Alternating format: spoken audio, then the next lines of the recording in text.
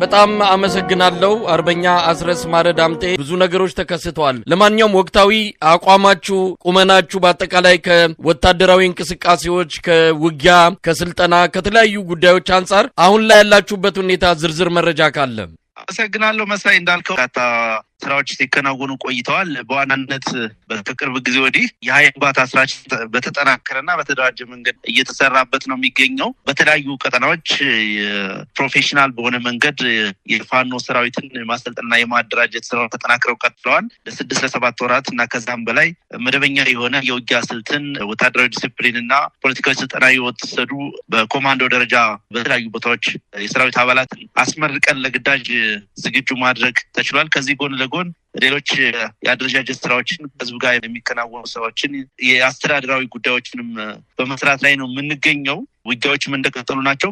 ብዙዎቹ ቀጠናዎች ለአብነት ብናነሳ በማቻከል አካባቢ፣ ደብረ ማርቆስ ዙሪያ፣ መርጦ ለማርያም ዙሪያ፣ ሌሎችም በርካታ አካባቢዎች የደፈጣ ውጊያዎች እየተደረጉ ነው ያሉት። በጠላት በኩል የሰራዊቱ የታችኛው አባላት በተለይ እግረኛው ሰራዊት በከፍተኛ መሰላቸት ምክንያት የወገን ኃይል እየተቀላቀለ ነው የሚገኘው። እንደከዚህ ቀደሙ በተለይ በአሁኑ ወቅት እርስ በርስ ባለመተማመን ምክንያት ለአርድያ እንኳን የሚወጡትን የሰራዊት አባላት ጭምር ባለመስጠት ከፍተኛ ጥርጣሬ ውስጥ የገቡበት መራሮቹ እኛ ሰራዊቱን የዓለማመን ደረጃ ላይ የደረሱበትና እድሉን ባገኘው ቁጥር ደግሞ ወደ ወገን ኃይል እየተቀላቀለ ያለበት ጊዜ ላይ ነው የምንገኘው። አጠቃላይ ያለን ወታደራዊ ቁመና ከዓመት በፊት ከነበረው ሁኔታ ጋር ሲነጻጸር በእጅጉ ተሻሻለ። ትልቅ ፖቴንሻል ያለው ነው። አገዛዙ የተለያዩ ሙከራዎችን ሲያደርግ ቆይቷል። በተለያዩ ጊዜ የተለያዩ እቅዶችን ሲያወጣ ቆይቷል። ከካድሬዎቹ ጋር በጋራ በተሰጠ ስምሪት፣ በመከላከያ ሰራዊት የተባለው አካል በራሱ በሚወስደው ስምሪት፣ ከህዝቡ በሚሰበስበው ገንዘብ አጠቃላይ ህዝቡን ቴረር በማድረግ ሽብር ውስጥ በመክተት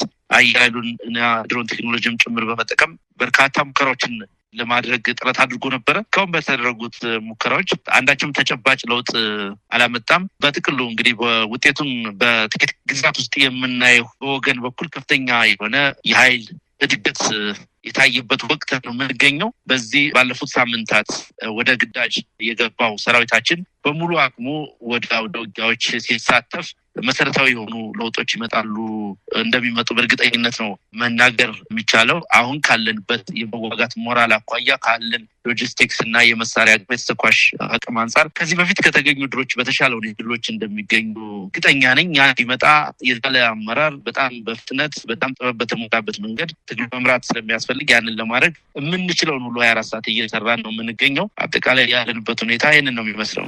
አርበኛ አስረስ በአንተ በኩል በማህበራዊ ሚዲያዎችም በስፋት የተሰራጨ አንድ መረጃ ነበረ። መረጃው ወቅታዊ ቁመናችሁን በተመለከተ ከ10 ወራት በፊት ከነበረን በ10 እጥፍ የሚጨምር ነው። በወታደራዊ አቅምም በተለያየ መልኩ የሚገለጽ የመሳሪያም የሰራዊት ቁጥርንም በተመለከተ በ10 እጥፍ የሚጨምር ደረጃ ላይ እድገት ላይ እንገኛለን የሚል ነገር መረጃ ወጥቶ ነበረ።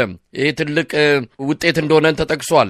ነገር ግን ከነበራችሁበት ከቆዳ ስፋት ከተቆጣጠራችሁበት አካባቢ ከድሎች አንጻር ስናየው ግን ምናልባትም የቀነሱ ወደኋላ የሚመስሉ የፋኖ ግስጋሴ የተገታ የሚመስሉ ነገሮች ነው ያሉት። በሰራዊት ቁጥርና በመሳሪያ አቅም ማደጋችሁን በገለጻችሁበት መጠን ወደፊት ግን ድሉን ለማራመድ ሄዳችሁበት ርቀት ብዙም አይታይም። ከዚህ አንጻር እንዴት ልትገልጹት ትችላላችሁ? እንግዲህ በተደጋጋሚ ለማስረዳት ሞክር የድሉ ሁኔታና አጠቃላይ ትግሉ ያለበት ደረጃ መመዘን የሚገባው በወገን በኩል ካለው ጥንካሬ አንጻር፣ በጠላት በኩል ካለው ድክመትና ጥንካሬ አንጻር፣ ከስነ ልቦና ከመዋጋት አቅም ከወታደራዊ ችሎታና አቅም ካለን ልምድና ተሞክሮ በመነሳት ነው። በዚህ መንገድ በሚደረግ ማናቸውም ሳይንሳዊ መመዘኛ መሰረት አሁን ያለው የፋኖ ኃይል እንደው አሁን ያለውን ቁመና ላይ መድረሱ አምራዊ የሚባል ለውጥ ነው። በእርግጥ ማህበረሰቡም ሰራዊቱም ለትግሉ ካለው ቀናይነት የተነሳ ትግሉ ሲጀምር ከነበረው ፍጥነት የተነሳ ጉጉቶች አሉ። በአጭር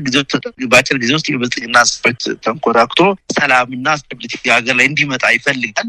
ኢትዮጵያውያንም በዚህ ትግል እየተሳተፈ ያለው አካል ከዛ ኤክስፔክቴሽን የተነሳ ነገሩ የዘገየ የሚመስለው ቢምል ቢያስገርም አይደለም። ነገር ግን በመሰረታዊ መመዘኛዎች እንግዲህ ደርባዊ ሽምቅ ትግል እንደመሆኑ መጠን በእንደነኛ አይነት ትግል አይደለም ተጨባጭ ድሎች እየተገኙ አይደለም ምርኮች እየተገኙ አይደለም በየቦታው ለወራት የስልጣኖችን እየተሰጠ እያለ ሰርቫይቭ አድርጎ አንዳንድ ሁነቶችን ማለፍን በራሱ እንደ ድል የሚቆጠር ነው። በትግል ሂደት ውስጥ ውለን ባደርን ጊዜ በገፋን ቁጥር እንግዲህ ምን ቢሆን ደካማውን የመንግስትነት ቁመና ያለው ስለሆነ የምንዋጋው ኃይል ወይም ደግሞ በመንግስትነት ስም የሰበሰበውን ሪሶርስ ይዞ ስለሆነ እየተዋጋን ያለን መሽቶ በነጋ ቁጥር በጠላኩል በየለቱ እየተዳከመ ነው የሚሄደው። የወገን ኃይል ደግሞ በየለቱ እየጨመረ ነው የሚሄደው። ይሄ በሽምቅ ትግል ውስጥ ያለ ተፈጥሯዊ ሂደት ነው። ለአብነት የስልጠናውን ሁኔታ ብናነሳ ለወራት 6 ለ7 ወራት ስልጠና አድርገህ ስምሪት የምትሰጥበት የውጊያ ስልት የምታሰለጥንበት ማህበረሰቡን የምታነቃበት በቂ መደላድል በቂ መሬት መያዝ በራሱ የድሉ ጨባጭ ሁኔታ የሚያመላክት ነው። በተለይ ግራውንድ ላይ የተሰሩ ያሉ ስራዎች መሬት ይዘን እየሰራናቸው ያሉ ስራዎች በሚገባ የሚያመላክቱ ናቸው። የምናሰለጥነው ሰራዊት ለወደፊት ሀገሪቱ ለምትፈልገው ነገር በቀጠናው ኢንተረስት ላላቸው የፖለቲካ ኃይሎች ዋስትና የሚሆን ለሀገር ዘብ የሚሆን ጭምር ኃይል መፍጠር እንደምንችል ያሳየንበት ዲፕሎማሲያዊና ፖለቲካዊ ውጤትና ግብ ያለው ጭምር ነው። አጠቃላይ ከነኚህ መመዘኛዎች ጋር ሲታይ ተቀዛቀዝ ወደ ኋላ ቀረ የሚያስብል አይደለም። ጦርነት የብዙ ነገሮች ውጤት ነው። በመሀል የሚከናወኑ አስተዳደር ስራዎች አሉ፣ ሎጂስቲክስ የመሰብሰብ ስራዎች አሉ፣ የፕሮፓጋንዳ ስራ አለ፣ ህዝብን የማስተባበር ለጋራ ዓላማ የማሰለፍ ስራዎች አሉ።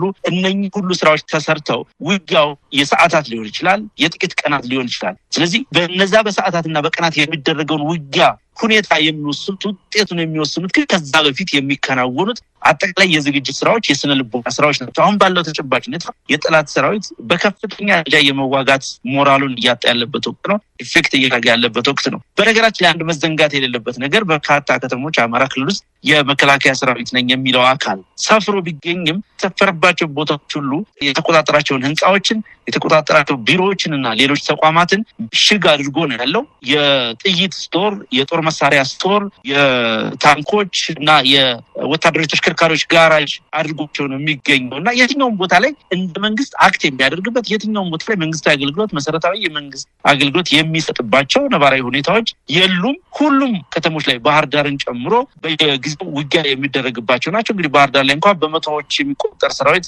ከደመሰስን 2-3 ወር እንኳን አልሞላውም። ደብረ ማርቆስ ሌሎች ትላልቅ ከተሞች ላይ ጭምር ውጊያዎች እየተደረጉ የጠላት ሰራዊት በቦታው እየተማረከ እየተደመሰሰ ነው የሚገኘው። ከዚህ በፊት እንደተናገርኩት አገዛዙ ብቸኛ ዘበኛው ያለው የፖለቲካ ኃይል ሳይሆን ያለው ጠባቂ ኃይል ብቸኛው የመከላከያ ሰራዊት የሚባለው አካል ነው። እሱ ጋር ነው ውጊያ እየተደረገ ያለው። ይህ መከላከያ ሰራዊት ለአንዴና ለመጨረሻ ጊዜ የተደመሰሰ ጊዜ ሙሉ በሙሉ ያገዛዙ እድሜ ይትማል ያበቃለታል። ምክንያቱም ከዛ ጀርባ ያሰለፈው ህዝብ ከዛ ጀርባ ያሰለፈው ፖለቲካዊ ኮዝ ወይም ደግሞ ያደራጀው ፖለቲካ ኃይል ሙሉ በሙሉ ታንኮታኩቶ አልቋል። ስለዚህ ነገሩ መመዘን ያለበት በዛ ሂደት ነው። በእያንዳንዱ ቀን ምርኮች፣ በእያንዳንዱ ቀን የተለዩ ጀብዶችን የለመደ ማህበረሰብ ወይም ደግሞ ይህንን ሲያይ የቆየ ሚዲያ ኮሚኒቲ ያንን ነገር ኤክስፔክት ስለሚያደርግ ጉዳዩን ቢያነሳው የሚያስገርም ባይሆንም አጠቃላይ ሂደቶቹ ግን ጤናማ መሆናቸውን ነው በእርግጠኝነት የምገልጽልህ። ቅድም ለግልጽ እንደሞከርኩት ደግሞ አሁን እየተከናወኑ ያሉ ስራዎችን ቸው እጅግ በጣም በቅርብ ጊዜ ውስጥ የምናየው ነው የሚሆነው። በዚህ